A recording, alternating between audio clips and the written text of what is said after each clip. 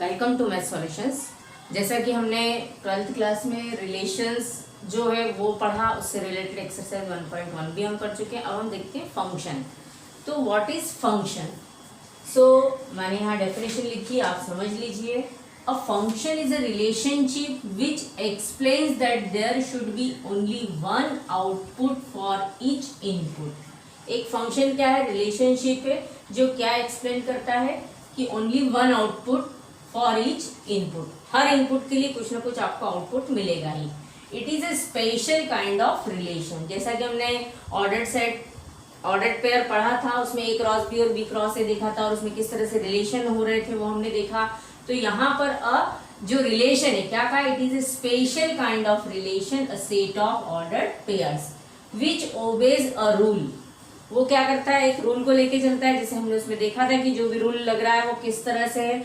तो वहां पर ये जो है such that every x values should be connected to only one y value. X की जितनी भी वैल्यूज है वो वाई की सिर्फ एक ही वैल्यू से क्या होती है? कनेक्टेड होती है। और इसे क्या कहा जाता है? फंक्शन। अब हम देखते हैं कि जो टाइप्स ऑफ फंक्शन है वो क्या क्या हो सकते हैं। अब हम देखते हैं types of functions.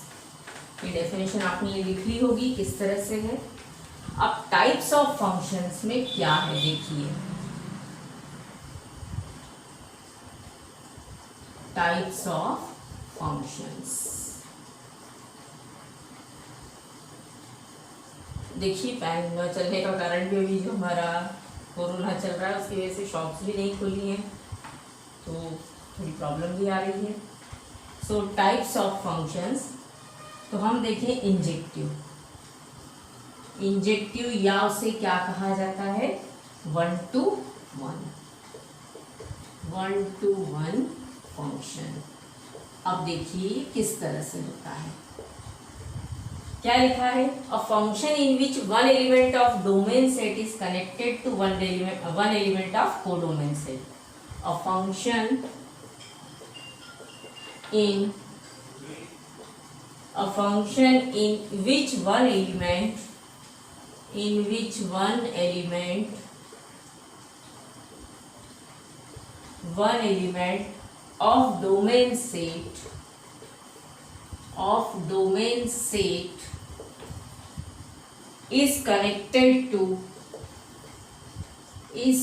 is connected to one element of क्या है? One element of codomain set.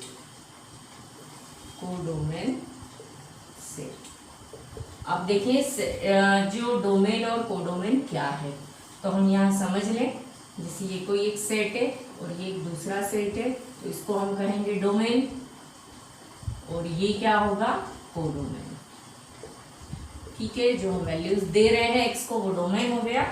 अब मान लीजिए यहाँ पर हम कोई ए बी सी और डी ले लें, है ना, और यहाँ हम ले लें 1 2 3 4 और एक एलिमेंट हम ले लेते हैं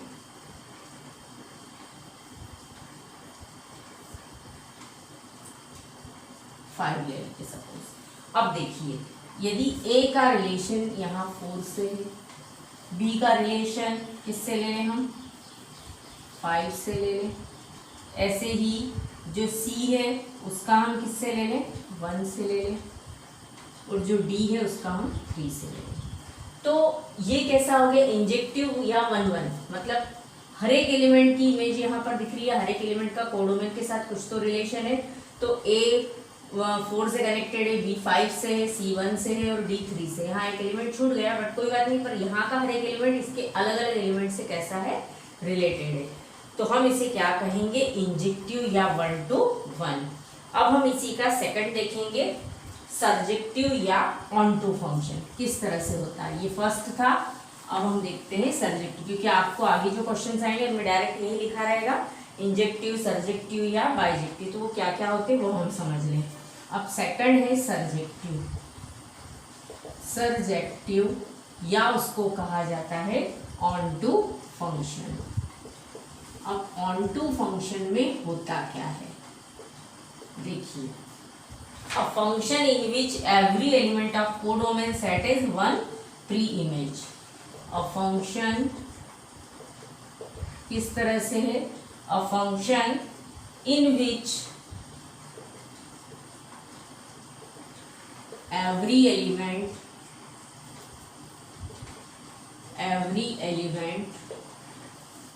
of codomain set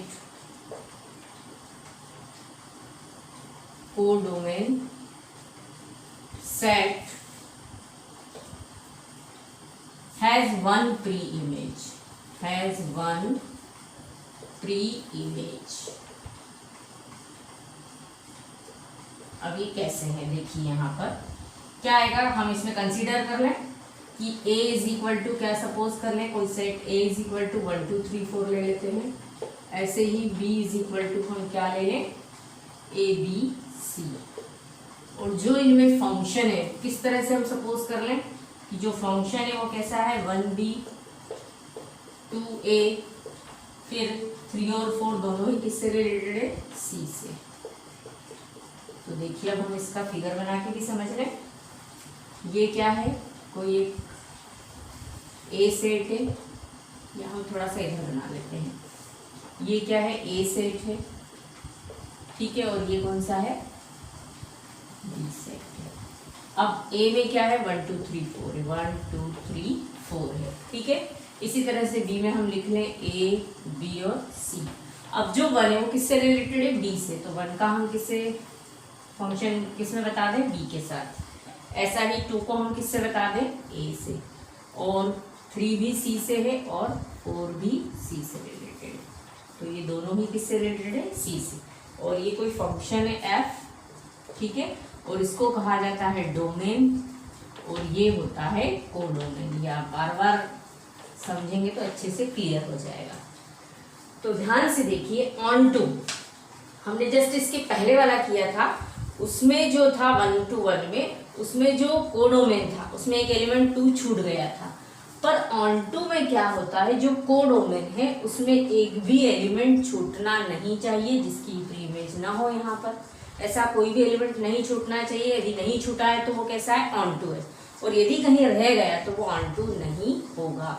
तो आप बहुत अच्छे से समझ लिए कि ऑन टू फंक्शन किसे कहा जाता है, कि जब कोडोमेन में कोई भी एलिमेंट ऐसा नहीं रहे जो कि किससे कनेक्टेड ना हो, डोमेन से, है ना। तो जैसा कि डेफिनेशन ये लिखी है कि a function in which every element of codomain, हर एक एलिमेंट कोडोमेन का हैज वन प्री इमेज, उसकी हर एक की प्री इमेज है इसमें। तो ये कैसा है, ऑन टू फंक्शन है। अब हम देखते हैं बाइजेक्टिव, जिसको कहा जाता है 1 to 1 ऑन टू, यानी वो 1 1 ऑन टू दोनों ही होता है। अब वो किस तरह से, वो भी हम देख लें। तो देखिए यहाँ पर जो थर्ड टाइप है वो है बाइजेक्टिव। क्या लिखे, बाइजेक्टिव, या उसको हम लिख लें 1 to 1 onto, 1 to 1 onto, या 1 1 ऑन टू भी बोल सकते हैं, ठीक है। अब हम इसमें देखते हैं बाइजेक्टिव में। डेफिनेशन लिख ले, a function which is both injective, a function which is both injective. अब इंजेक्टिव मीन्स कैसा था, वो 1 1 था, है ना। विच इज बोथ इंजेक्टिव यानी यहाँ हम लिख ले 1 to 1 या 1 1, है ना। Which is both injective and surjective, surjective का मीनिंग क्या है, ऑन टू, ठीक है। सर्जेक्टिव इज कॉल्ड बाइजेक्टिव,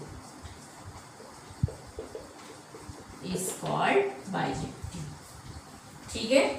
मतलब ये कैसा है, 1 1 और ऑन टू दोनों ही है। तो हम देख लें इसमें किस तरह से होगा। अब देखिए, यदि हम P और Q कोई दो एलिमेंट्स ले लें, ठीक है। हम यहाँ क्या ले लें, let P is equal to x y z and Q is equal to हम ले लें A B और C, इस तरह से ले लें, ठीक है, अब हम यहाँ पर इसका फिगर बना के देखते हैं किस तरह से हो सकता है। ये P है और ये क्या है, Q है। यहाँ हमने ले लिया X, Y और Z, ये हो गया A, B, C। अब यदि हम X को A से रिलेट करें, Y को B से करें और Z को C से करें, ये कोई फंक्शन है यहाँ पर F। तो यहाँ क्या हो रहा है, हर एक एलिमेंट इधर वाले एलिमेंट से कैसा है, एक एक से रिलेटेड है, मतलब 1 1 हो गया। और ऑन टू का मैंने अभी इसके पहले बताया था कि ये जो डोमेन है इसमें कोई एलिमेंट रिमेनिंग नहीं रहना चाहिए, छूटना नहीं चाहिए, बचना नहीं चाहिए। तो यहाँ यही चीज हो रही है। ये खोलो, ये क्या है, डोमेन है, और ये कैसा है, ये कैसा है, कोडोमेन।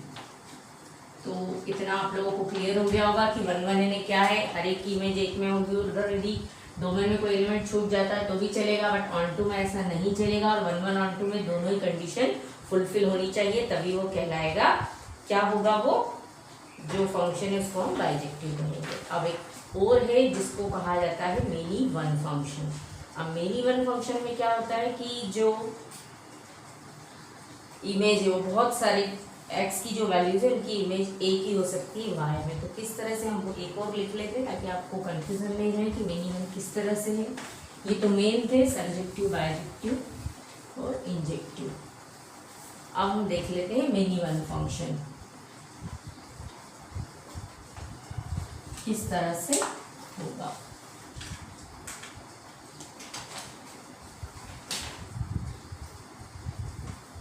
देखिए many one function.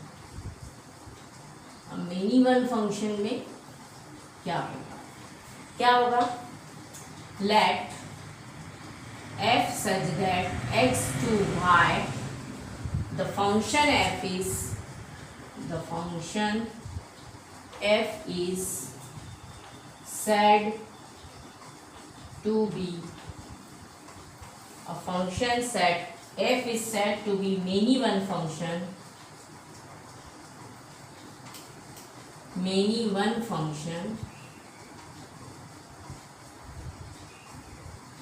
if there exists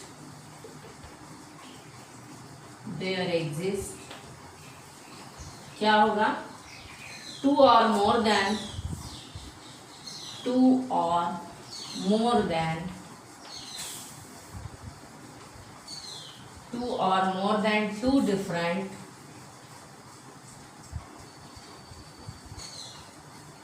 different elements in X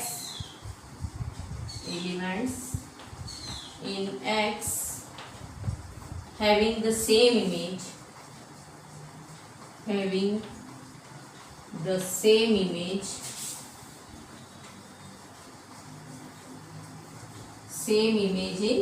Y। अब देखिए कैसे, जैसे हमने यहाँ पर कोई फंक्शन लिया है तो यहाँ हम बना लें, ये कोई एक फिगर में देख लें कि ये x है और ये कैसा है, y है, ये x है और ये y है ना। अब x में हम एलिमेंट्स ले लें 1 2 3 4 5, 1 2 3 4 और 5 ले लेते हैं, और y में हम ले लेते हैं x, y और z। अब 1 की इमेज भी x हो, 1 की x हो, 2 की भी x हो, 3 की भी x हो, और 4 की y हो और z की 5 हो। तो ये कैसा हो गया, किस टाइप का फंक्शन हो गया, मेनी वन। मतलब बहुत सारी जो x की जो वैल्यूज है ना, 2 डिफरेंट एलिमेंट्स इन x, 2 से ज़्यादा जो एलिमेंट्स है x के, वो किससे सेम इमेजेस में किसके में बन रही है, y में। मतलब 1 की इमेज भी x है, 2 की भी x है और 3 की भी x है, 4 और 5 are different, so it is called many one function. तो शायद आप लोगों को ये सब चीज़ें क्लियर हो गई होंगी कि किस तरह से है इसमें। अब हम इसमें देखेंगे कि क्या क्या क्वेश्चन किस तरह से हमको करना है ना। तो अब हम देखते हैं इसका क्वेश्चन नंबर 1, एक्सरसाइज 1.2 का क्वेश्चन नंबर 1 कैसे होगा वो देखते हैं।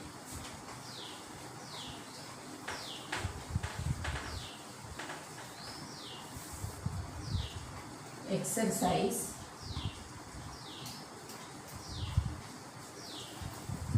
1.2 क्वेश्चन नंबर 1। अब देखें इसमें क्या है और किस तरह से हमको करना है।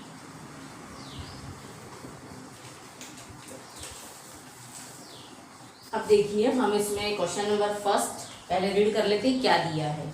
Show that the function F such that Rx to Rx defined by fx is equal to 1 by x is 1 1 and on 2 where R is the set of all non-zero real numbers। जो R है वो कैसा है, set of all real numbers, लेकिन कैसा है, non zero, उसमें zero नहीं है। is the result true if the domain R is replaced by n with codomain being same as Rx। तो आपको इसमें हम सबसे पहले पहला वाला देखते हैं कि क्या वो 1 1 और ऑन 2 है क्या, ये शो करना है आपको। अब देखिए इसमें कैसा लिखा है, R किस तरह से दिया है कि जो R है वो सच दैट फंक्शन किस तरह से दिया है Rx टू Rx। अब ये Rx से ये भी कैसा है, जो Rx से वो कैसा लिखा है उन्होंने, क्वेश्चन में दिया है कि Rx is the set of all non zero real numbers, मतलब Rx में से जीरो इसमें हमको नहीं लेना है ना, मतलब इसमें जीरो नहीं है। अब देखिए आपको इसमें ये बताना है कि Rx जो डिफाइन है फंक्शन वो कैसा दिया है, f of x is equal to 1 by x, ये फंक्शन दे रखा है। अब जो रियल नंबर है ना, अब 1 1 के लिए क्या होना चाहिए कि x और y दोनों यदि बिलोंग है ना, हम पहले फर्स्ट कंडीशन देखते हैं फॉर 1 1 क्या होना चाहिए, जो x y है वो किसको बिलोंग कर रहे हैं, x y belongs to R, that means f of x is equal to f of y, है ना, यही होता है। उसमें 1 1 में हर एक की इमेज अलग अलग ही होती है, तो ये हमको क्या इम्प्लाइज कर रहा है, f ऑफ x यानी क्या है 1 बाय x, तो ये हो जाएगा 1 अपॉन y हो जाएगा। इसका मीनिंग क्या है कि x इज इक्वल टू हमको क्या मिल रहा है y, यदि ये x और y इक्वल है मतलब f कैसा है, f इज 1 1, क्या लिखेंगे, देयरफॉर f इज 1 1। इतना आप लोगों को क्लियर हो गया होगा कि जो फंक्शन है वो इस तरह से डिफाइन किया हुआ है और उसमें 1 1 में x और y दोनों किसको बिलोंग कर रहे हैं, R को, और फंक्शन कैसा है, हमने पढ़ा है कि हर एक की इमेज अलग होती है और अलग अलग डिफरेंट होता है। 1 1 में तो fx is equal to fy लिखा, तो fx से 1 by x is equal to 1 by, ये क्या इम्प्लाइज करता है कि x और y दोनों कैसे हैं, सेम है ना। अब इट इज अब यदि हम यहाँ देखते कि y नॉट बिलोंग टू 0 है ना, क्या लिखें, it is clear that for y belongs to R, for y belongs to R, यदि y किसको बिलोंग कर रहा है, R को, तो यहाँ पर क्या एग्जिस्ट होगा, x इज इक्वल टू क्या बन जाएगा, यहाँ पर x is equal to 1 upon y, ठीक है, ये x इज इक्वल टू क्या होगा 1 बाय y, है ना।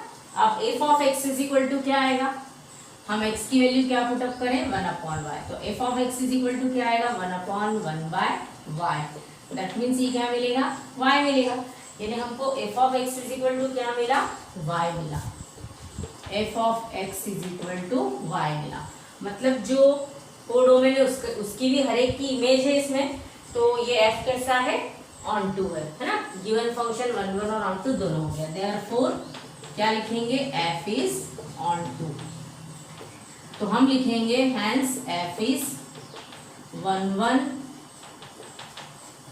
ऑन टू फंक्शन, है ना, f इज कैसा है 1 1 एंड ऑन टू बोथ है।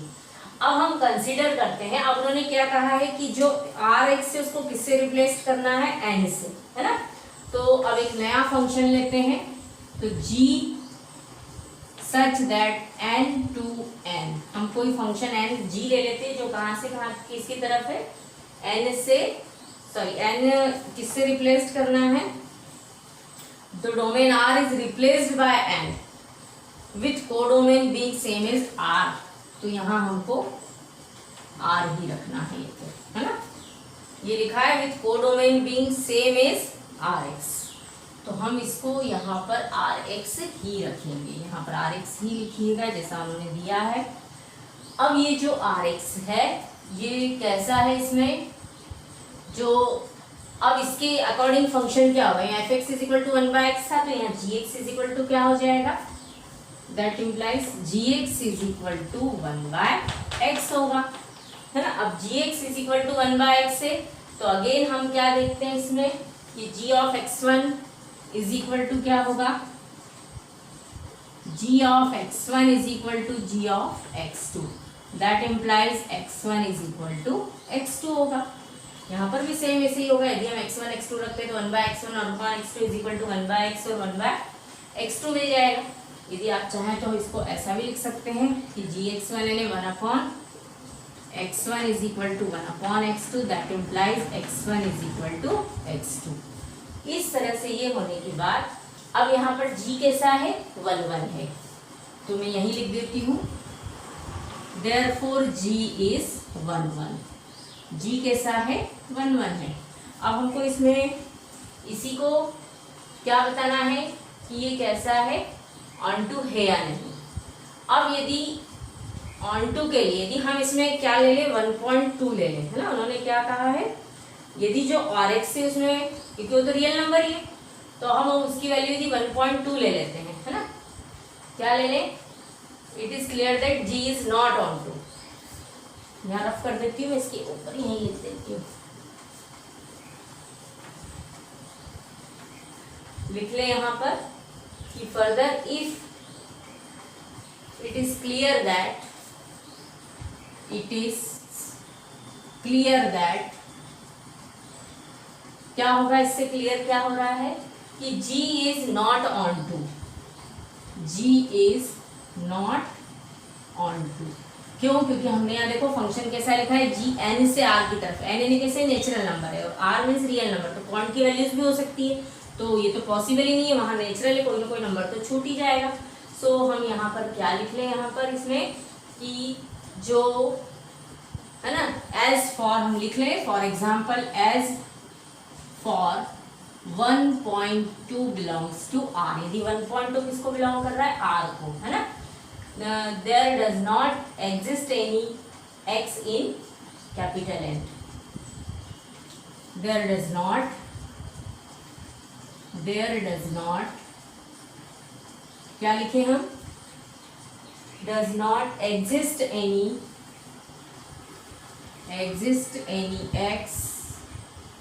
x in capital N, such that क्या होगा, g of x is equal to 1/1.2।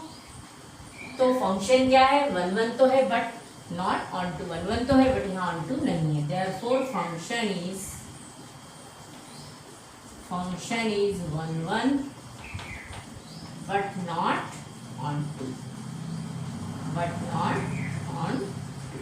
इस तरह से हमने क्वेश्चन इसमें सॉल्व कर दिया है।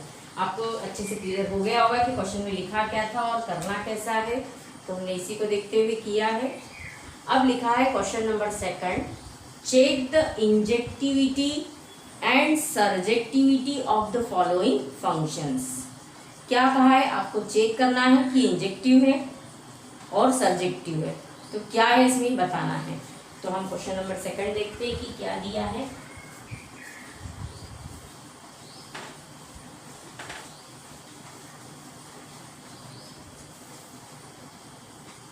देखिए, इन क्वेश्चन नंबर 2 एक्सरसाइज 1.2 है, इसके क्वेश्चन नंबर 2 में क्या लिखा है, चेक करना है। अब जो पहला वाला है वो दिया है f such that n to n, फिर यहाँ फंक्शन कैसा लिखा है, given by f of x is equal to x square. अब देखिए सेकंड है f such that z to z fx is equal to x square, इसी तरह से दिया है। थर्ड दिया है f such that r to r, फिर क्या है f of x is equal to x square, यहाँ पर भी एक्स स्क्वायर लिखा है। फिर f such that f such that n to n मतलब नेचुरल नंबर है ना, given by f of x is equal to x cube. ठीक है, ऐसे ही z टू z दिया है, f such that z मतलब z टू z दे रखा है, और ये कैसा है, f of x is equal to x square, f of x is equal to x square. यहाँ पर दोनों में सेम है क्या, एक्स क्यूब है, यहाँ पर एक्स क्यूब है, क्योंकि वही यहाँ ऊपर एक्स स्क्वायर दे रखा है, फिर एक्स क्यूब है। देखिए अब यहाँ हम कैसे करेंगे,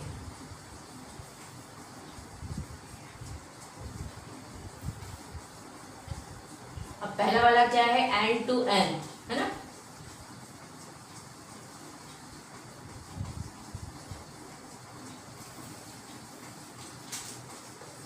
अब हम यहाँ एक एग्जांपल लेके समझ लेते हैं, ये जो पहला वाला दिया है किस तरह से हो सकता है। अब n से n, तो हम यहाँ कोई नंबर्स ले लेते हैं 1 2 3 4, और इसी तरह से जब हम इनका स्क्वायर करने जाएंगे तो 1 का स्क्वायर तो 1 हो जाएगा, लेकिन यहाँ पर जो f ऑफ x है n से n में होना चाहिए, तो ये 2 हो गया, ये 3 हो गया, ये 4 हो गया। ठीक है, अब देखिए यहाँ पर उन्होंने कहा है कि कैसा होना चाहिए, सर्जेक्टिव है ना, तो सर्जेक्टिव तो हो सकता है कैसे, 1 का f1 यदि 1 रखेंगे तो 1 मिलेगा, 2 का स्क्वायर 4 होगा, अब हम आगे जाएंगे तो 3 का हमको 9 मिलेगा, 4 का हमको 16 मिलेगा, मतलब यहाँ पर ये कैसा है, 1 1 तो है ना। सो वी राइट हियर सर्जेक्ट, ये जो है कैसा है, इंजेक्टिव तो है ना। सो हम यहाँ लिख लें किस तरह से, मैंने एग्जाम्पल देके समझाया है आपको, तो हम इसको लिख लेते हैं फर्स्ट वाले में कि जो n है, जो फंक्शन है वो कैसा है, n टू n, यानी यहाँ fx1 is equal to fx is equal to fy लिखें तो हमको क्या मिलेगा, x square is equal to y square. यहाँ मैं डायरेक्ट इसी से समझा देती हूँ कि देयरफॉर f इज क्या हो रहा है, f इज क्या दिख रहा है हमको, ये किस तरह से, ये इंजेक्टिव मतलब 1 1 है ना, f इज इंजेक्टिव। अब हमको सेकंड इसमें बताना है कि ये कैसा है, सर्जेक्टिव है। अब इंजेक्टिव में तो अभी हमने देखा था कि इंजेक्टिव मीन्स क्या होता है, 1 1, तो हमको हर एक की इमेज मिल रही है, बट बाय ये जो सर्जेक्टिव है वो कैसा होता है, onto function. Onto में क्या होना चाहिए कि कोई भी एलिमेंट इधर खाली नहीं रहना चाहिए, तो देखिए यहाँ पर ऐसा होगा क्या, नहीं, 1 की इमेज 1 बन जाएगी, 2 की इमेज 4 होगी, 3 की 9 होगी, तो कुछ एलिमेंट्स इसमें रह जाएंगे। 2 जो है वो किसी का स्क्वायर नहीं है, तो बनेगा नहीं किसी का स्क्वायर, 3 भी किसी का स्क्वायर नहीं होगा, मतलब यहाँ पर ये इसमें कुछ एलिमेंट्स कैसे रह जाएंगे, रिमेनिंग्स रह जाएंगे, तो हम इसको क्या लिखेंगे, f इज नॉट क्या लिखेंगे, सर्जेक्टिव है ना। हम यहाँ लिख ले, now 2 belongs to capital N है ना, 2 belongs to capital N, but हम इसको क्या लिखें,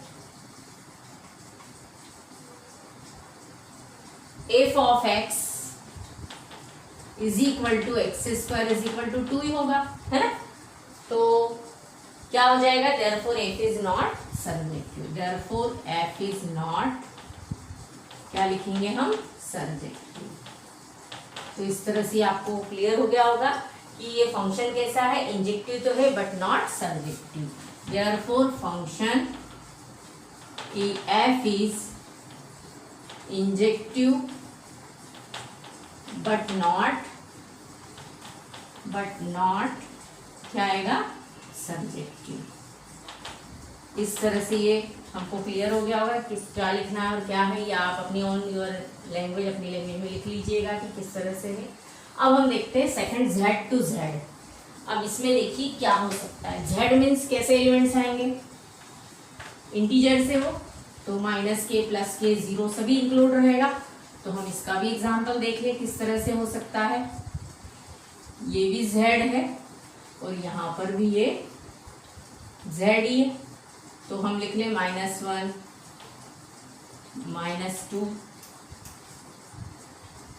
-3 0 1 2, बस इतने ही ले लेते हैं, -1 -2 -3 0 1 और 2 ले लेते हैं। अब देखिए इसमें जैसे ही हम f-1 करेंगे, ठीक है, तो यहां हमको देखो क्या मिल रहा है। यदि हम -1 रखते हैं तो -1 का स्क्वायर 1 होगा, है ना, तो -1 का स्क्वायर हमको 1 मिलेगा। फिर -2 यदि हम रखते हैं तो -2 का स्क्वायर 4 मिलेगा, तो ये आगे ही मिलेगा इस तरह से। तो यहां पर ये जो फंक्शन है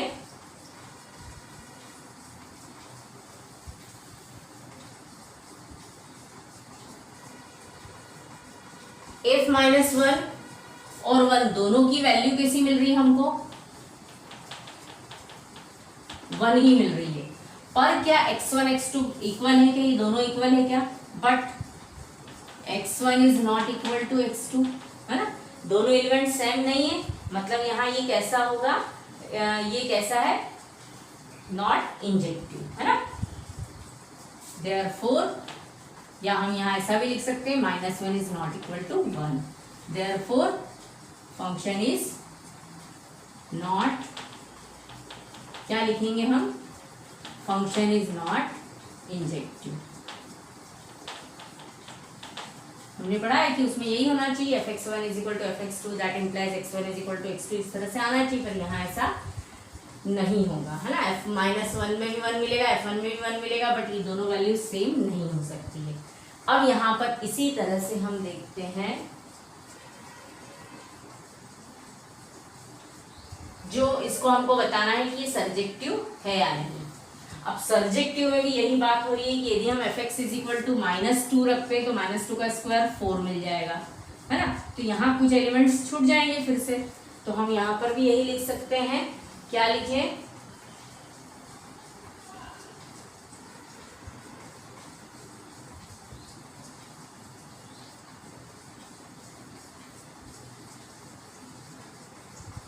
f is not surjective, f is not surjective। तो ये शायद आप लोगों को इतने से अच्छे से क्लियर हो गया होगा। अब ऐसा ही हम देखते हैं R टू R, मतलब रियल नंबर लेना है, fx is equal to x square. अब रियल नंबर में हम कैसे करें, देखिए, अब रियल नंबर क्या हो सकते हैं, ठीक है, जो रियल नंबर है हम उसमें 1 ले लें, 2 ले लें, है ना, 3 ले लें, 1.5 ले लें, 2.5 ले लें, इसको ऐसा लिख लेते हैं 1, 1.5, 2, 2.5 और 3 ले लेते हैं। ऐसे ही हम इधर भी कर लेते हैं 1, 1.5, 2, 2.5 और 3। रियल नंबर मीन्स कैसे हैं, डेसिमल एक्सपेंशन भी वही होंगे, रियल नंबर ही होंगे। तो अब हम जब इनका करने जाएंगे, देखिए ध्यान से कि जब आप इसको लिखने जाएंगे उसमें माइनस की वैल्यूज भी होंगी, पॉजिटिव भी होंगे और सारे नंबर्स होंगे, है ना। तो यदि हम f of x is equal to f-1 1.5 भी करने जाए तो वापस वो वैल्यू नहीं मिलेगी, f2 की 2 नहीं मिलेगी, है ना। तो हम यहाँ क्या लिख लें कि ये कैसा है, f इज नॉट इंजेक्टिव, और ऐसा ही ये ना तो सर्जेक्टिव है ना।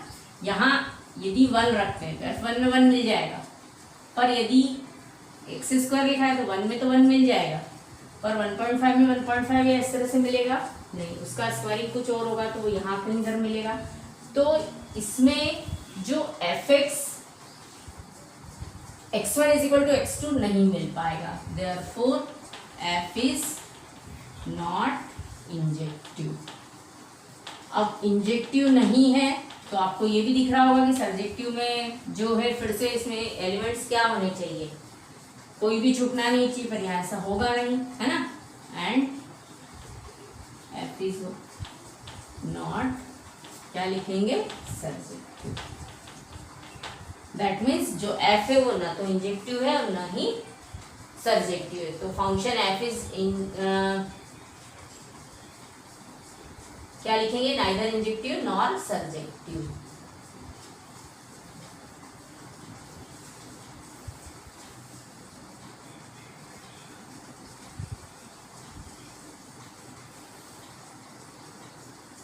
अब ऐसा ही है जो fx is equal to x cube है, और ये जो z वाला है ये आप सेल्फ करके देखिएगा तो आपको समझ में आ जाएगा कि किस तरह से करना है।